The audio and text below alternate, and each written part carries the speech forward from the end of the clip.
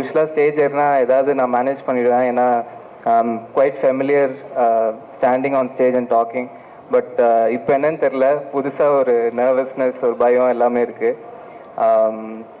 இப்போ என்ன சொல்லணுன்னா, நிறைய பேர் மேபி பார்க்குறவங்க நினைப்பாங்க இதெல்லாம் ஒரு நியூஸாக, இத்தனை பேர் எதுக்கு கவர் பண்ணுறாங்க அப்படின்னு.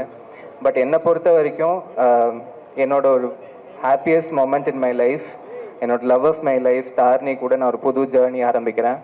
ஸோ அது வந்து என்னோடய ஃபேமிலி எந்த அளவுக்கு எனக்கு இம்பார்ட்டண்ட்டோ அந்த அளவுக்கு நீங்கள் மீடியா அண்ட் ப்ரெஸ் எனக்கு அந்த அளவுக்கு இம்பார்ட்டன்ட். அண்ட் இது பார்த்துட்டு இருக்கிற ஆடியன்ஸ் எல்லாருமே I consider them and you as my family.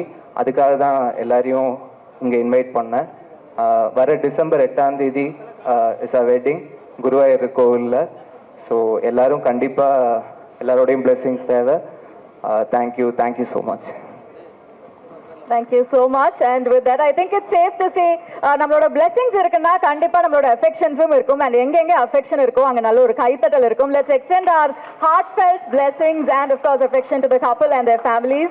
Ladies and gentlemen, with that we'd like to invite our guests to please join us and of course commemorate this event with a lot of pictures. நான் ஏற்கனவே சொன்ன மாதிரி இன்னைக்கு வந்து இந்த மேடையில நிறைய அழகான காட்சிகள் நம்மளுக்காக காத்துட்டு இருக்கு. Starting off with